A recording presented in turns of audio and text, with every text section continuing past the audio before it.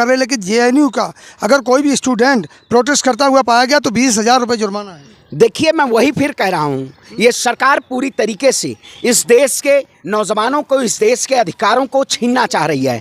ये लोग, अगर आप अपने हक को मांगेंगे, इस देश में संविधान है और संविधान से देश चलेगा। जो लोग अधिकार को छीनेंगे, इस देश में संसद भी घेरा जाएंगे, इस देश में सड़कें भी जाम होगी। ऐसा कोई इस देश में प्रावधान नहीं है। आपने बहुत सारे ऐसे तंत्र लाने का काम किया, लेकिन उसका खात्मा हुआ। ये जो 20,000 का जुर्माना आप लेके आए हैं, इससे देश का युवा और देश का छात्र डरने वाला नहीं है, हमेशा लड़ेगा और मुंहतोड़ जवाब देगा आपको। दाखिला रद्द कर दिया जाएगा। आप बताइए, इस देश में तो आपको दाखिला देके आपने क्या किया? देश के युवाओं को रोजगार छीनने का काम किया। आपने कौन से युवाओं को रोजगार दिया? ये सरकार युवाओं को रोजगार नहीं दी, ये पूरी तरीके से देश को बेचने का काम किया है। अब देश का युवा लड़ेगा और जीतेगा और मुंहतोड़ जवाब सत्ता को देगा। मीडिया में तो खबर चल रही है कि आंध्र प्रदेश में 300 जो मंदिर बन रहे हैं, उनकी खबर प्रमुखता से दिखाई जा रही है। देखिए, आप बताइए, जो सरकारें ये कहाँ फिर आ जाते हैं, महंगाई का मुद्दा, प्रोटेस्ट का मुद्दा, मंदिर का मुद्दा, कहाँ से कौन से स्कूल से पढ़ के आए हैं आप कौन से स्कूल से पढ़ के आ गए हैं और एडमिशन ले लिया है? आपका दाखिला रद्द होना चाहिए। आप सही से पढ़े नहीं, आप छात्र ही नहीं है। लग रहा है मोदी जी जैसे फर्जी डिग्री लेके घूम रहे हैं। इस देश में जो युवा, रोजगार मिलेगा। देखिए, मैं कहता हूँ, मुरादाबाद पीतल की नगरी कही जाती है। मोदी जी ने सबसे ज्यादा 1 करोड़ युवाओं को कटोरा हाथ में देने का काम कर दिया है। वहां पे ऑर्डर दे दिया, कटोरा बन रहा है, तो आपको भी कटोरा उसमें ले लीजिएगा। अयोध्या से आते हैं, अयोध्या में देखा नहीं कितना रोजगार बढ़ गया है? कौन सा रोजगार बढ़ गया है? सीएमआई की रिपोर्ट उठाई है, इस देश में रोजगार नहीं बढ़ा है। इस देश में बेरोजगारी की चरम सीमा हो गई है और सरकार डरा के धमका के सत्ता में रहना चाहती है। लेकिन हमारे ऊपर आप लाठी डंडों से प्रहार करेंगे तो हम आपको मुंहतोड़ जवाब अपनी जुबान से, अपनी आवाज से, बुलंद आवाज से देने का काम कर। जिस तरह जेएनयू के छात्रों को ये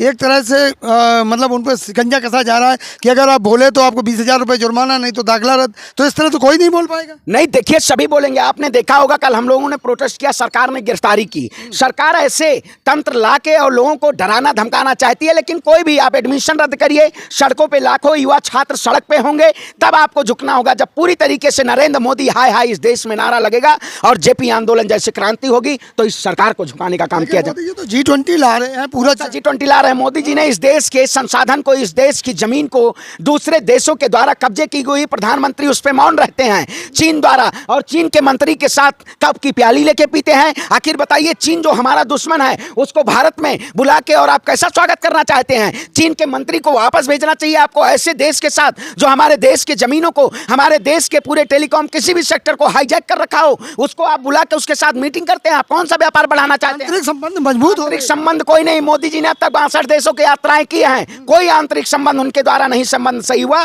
उन्होंने केवल देश का व्यापार किया है, देश को बेचने का काम किया है। ऐसा देश का प्रधानमंत्री नहीं चाहिए जो देश को व्यापारियों के हाथ में, देश को पूंजीपतियों के हाथ में देने का काम करे। ऐसा प्रधानमंत्री नहीं चाहिए। और हम युवा हैं, हम लड़ेंगे। आपके 20,000 फाइन से नहीं डरने वाले हैं, इस सत्ता को मुंहतोड़ जवाब देंगे। लेकिन आप तो अयोध्या से आते हैं, तो उत्तर प्रदेश, पाकिस्तान से, उत्तर प्रदेश का माननीय मुख्यमंत्री योगी आदित्यनाथ जी ने 93 लाख प्लस रोजगार दिए। देखिए, कौन सा 93 लाख रोजगार देने का काम?